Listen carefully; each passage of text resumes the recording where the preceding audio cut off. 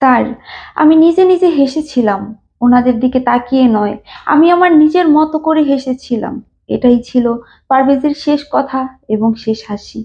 তারপরেই তাকে বিদায় নিতে হলো এই পৃথিবী থেকে। শেষ হয়ে গেল তার স্বপ্ন, তার জীবন। তার জীবন এখন শুধুমাত্র একটি গল্প, একটা ইতিহাস, একটি পোস্ট, একটি লাভ রিয়াক্ট, আর একটি কান্নার ইমোজি। তার পরিবার ও মা-বাবার কাছে আজ পারভেজ নামটা শুধুমাত্র এক নিঃশ্বাস বন্ধ করা কান্নার নাম, শুকিয়ে যাওয়া অশ্রুর নাম। পারভেজের মা হয়তো এখনো পুরনো কাপড়ের গন্ধে খোঁজেন তার ছেলেকে। ফেসবুকের ছবিগুলো দেখে চিৎকার করে কাঁদেন। এটাই কি স্বাধীনতা? নতুন স্বাধীনতা এর সময়ও? এটাই কি আমাদের প্রাপ্তি? পারভেজের অপরাধ, সে হাসি দিয়েছিল। হ্যাঁ, সে হাসি দিয়েছিল বলেই তারা যেমন পরিণতি। এই দেশে সুন্দরী মেয়েদের সামনে হাসা এক মহা অপরাধ।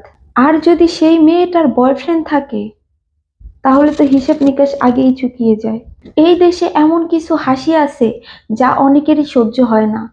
পারভেজ ছিল এমনই একজন, যার হাসি ছিল প্রাণের প্রতিচ্ছবি। প্রাইম এশিয়া বিশ্ববিদ্যালয়ের একজন ছাত্র, ছাত্রদের কর্মী, প্রাণবদ্ধ এক তরুণ। পারভেজের কোনো খারাপ ইতিহাস নেই, খারাপ কোনো গল্পও নেই। হ্যাঁ, শুধু একটা জিনিস ছিল, তার হাসি।